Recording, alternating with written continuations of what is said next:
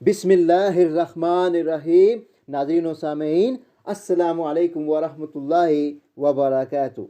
नाज़रीन व सामईन, आज की इस वीडियो में आपको मोमिन और काफिर की ज़िंदगी के बारे में बताएंगे। आपसे इल्तिमास है कि वीडियो को आखिर तक लाजमी देखिएगा, और अभी तक अगर आपने हमारे इस्लामी और मालूमाती channel wealth of knowledge channel को सब्सक्राइब नहीं किया हो तो काइंडली हमारे चैनल को लाजमी सब्सक्राइब कर दीजिएगा, बेल आइकन को ऑल पे कर दीजिएगा ताकि आने वाली वीडियोस का नोटिफिकेशन आपको बर वक्त वसूल हो सके। मुनकुल है कि अगले ज़माने में एक मोमिन और एक काफिर मिलकर मछली का शिकार खेलने गए। काफिर अपने बुत का नाम लेकर पानी में कांटा डालता था जिसमें मछली उलझ आती थी, और इस तरह उसने बहुत सी मछलियां शिकार की।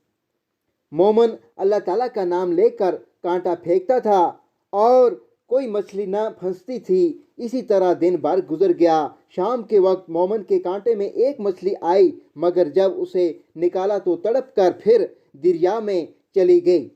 लिहाजा मोमिन वहां से नाकाम वापस फिरा और काफिर मछलियों से भरा हुआ जाल लेकर अपने घर आया। वो फरिश्ते जो दुनिया में सैर करते फिर रहे थे, इस वाक़े को देखकर बारगाह इलाही में हाजिर हुए और उस मोमिन की हालत पर अफसोस किया।